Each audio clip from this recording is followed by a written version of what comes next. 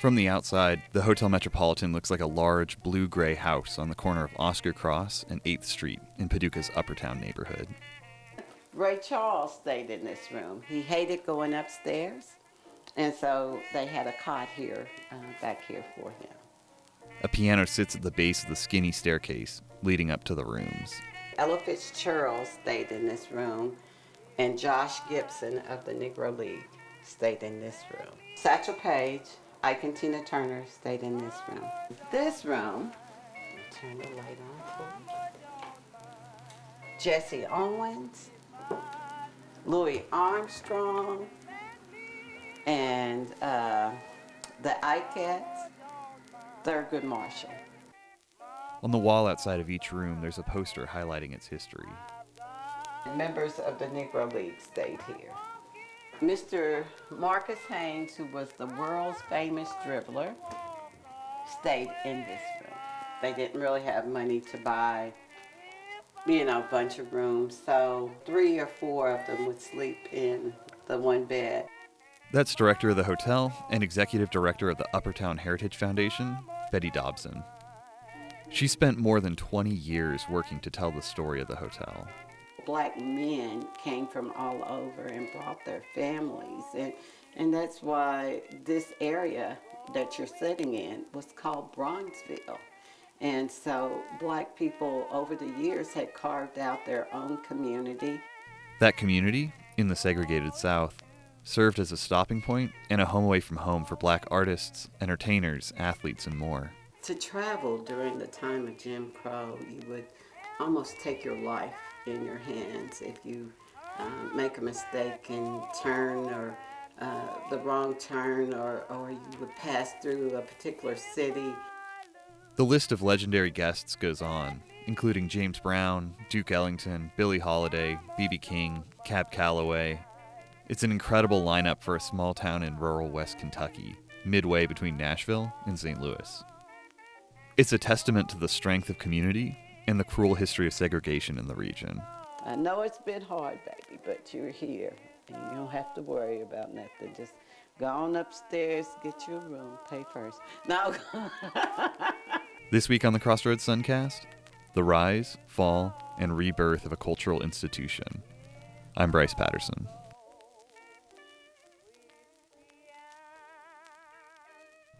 Let's start with the hotel's beginnings in the early 20th century. This lady named Maggie Steed came to Paducah, married Henry Steed, and Henry owned a house at that time, had an extra room, and so what they decided to do was to rent a room out to travelers of color. Demand quickly outpaced the accommodations of a single room, and the Steeds invested in a bigger space, launching the Hotel Metropolitan.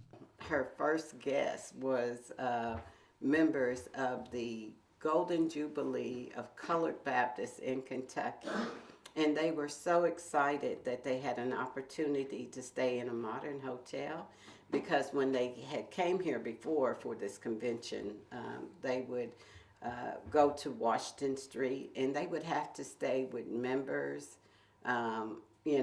or sleep on the pews or what have you. Today, the hotel is remembered as part of the Chitlin Circuit, a network of entertainment venues where black artists could perform. Initially, that was an informal designation known by black travelers. It was a means for people of color to have a safe route, and it was a word of mouth type of thing. And so Mr. Green, who was a mail carrier, came up with the Negro Motorist Green Book.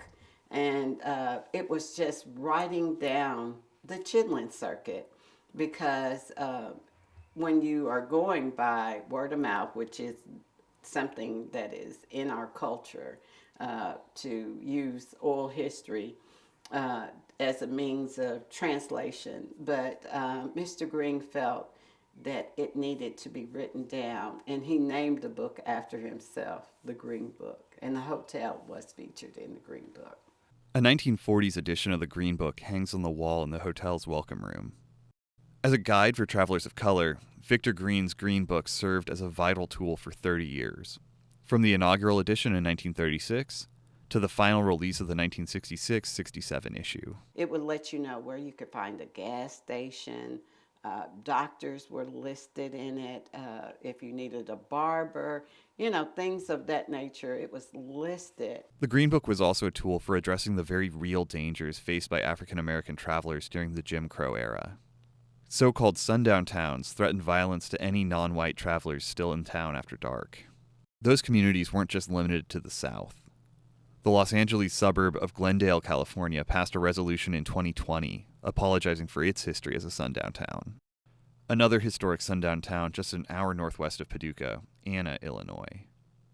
Named after one of the city's founding citizens, ANNA was also used for decades as an acronym for a racial slur, telling black Americans they weren't welcome in the city.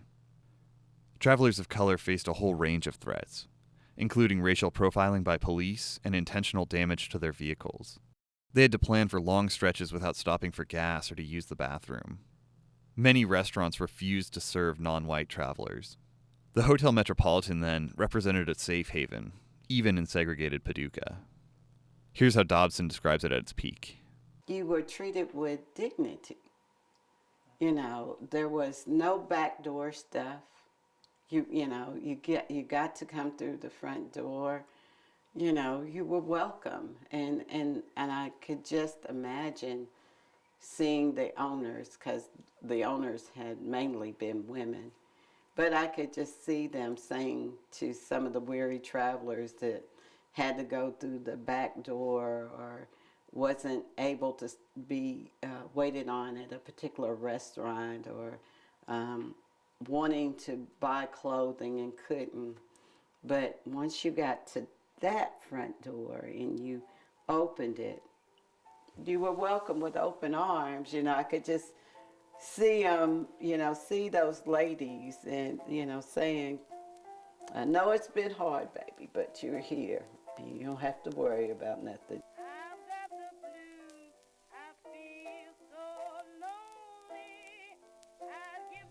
As well as offering a comfortable and welcoming place to stay, the Metropolitan also hosted live music. That space, called the Purple Room, was a separate building out behind the hotel. It's another space rooted in community and the trauma of Jim Crow. Louis Armstrong was here and in Paducah, and there was a funeral home here at one time called Hammock's Funeral Home.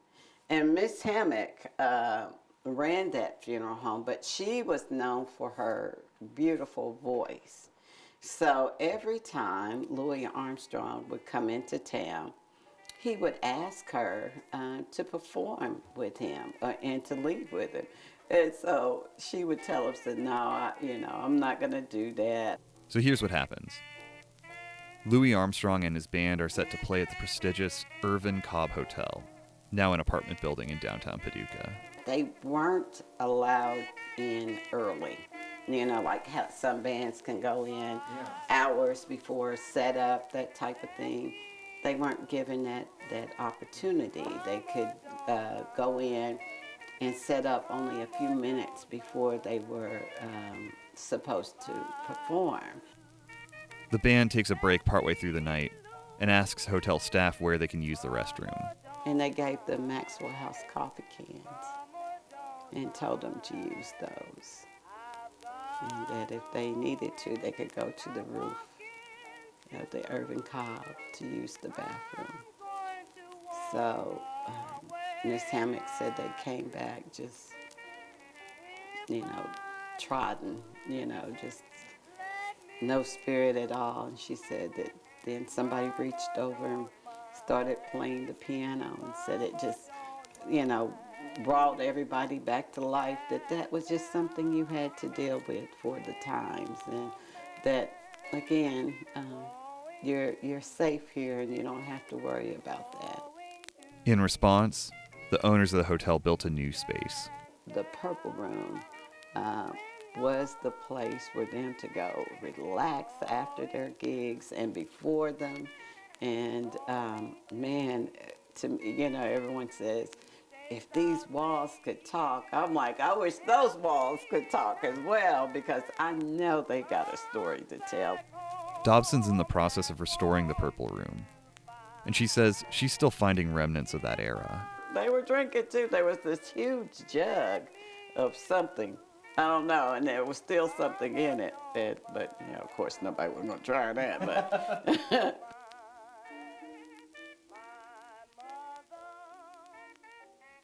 Over time, the need for the hotel changed. The Civil Rights Act of 1964 outlawed discrimination based on race at the federal level. That includes banning segregation in public accommodations. Still, Dobson says that didn't immediately remove the need for the hotel. I would say the decline actually came about the mid-'80s because, you know, hotels were accommodating people. But after the Civil Rights Act of 1964, there were still businesses that were not willing to honor it. The Hotel Metropolitan closed in the late 90s, and the property was abandoned for about 3 years. A building with no power, no one in it, no life. I equate it to a person. You know, they're sad, it's lonely, you know, and it begins to die. And that's what was happening to the hotel. That's where Betty Dobson enters the story. My friend and I had started a little community store for the kids, and it was on the vacant lot across the street. This man came up to us, Reverend Hodge, Jimmy Hodge was his name, and he said, I'm so proud of you girls, you know, doing this and bringing something like this to the community. And then he said, I wish you could have saved the Lincoln High School, because they had just torn down Lincoln High School, and he said, I wish y'all could have saved that. And then he went on to say, now they're going to tear down the hotel. We were over there, and he's pointing at it. And I'm looking at it, and I said, they need to tear that down. You know, the siding's popping off. The roof was like this. You know, it was just about to cave in. And he said, baby, you don't know? And he started naming off like Cab Calloway, Duke Ellington, Ella Fitzgerald, Billie Holiday. And I'm like, in that? And he said, yes, because they had nowhere else to stay. It took major renovations, but the hotel has been operating as a museum space for more than 20 years. And it hosts guests during AQS Quilt Week and other major events in the area. You know, when people drive by this place, they just see a building.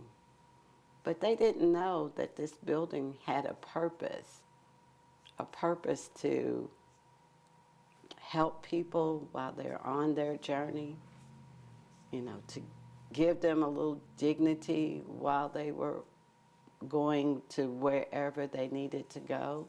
And it's just not Black history, it's our history, all of our history. And I can say that because the hotel has something for everyone.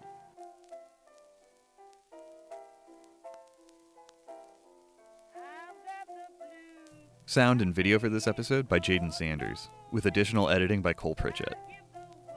The music for this episode, If I Lose, Let Me Lose, featuring Louis Armstrong, and Baby Won't You Please Come Home Blues by Bessie Smith, taken from the Library of Congress National Jukebox.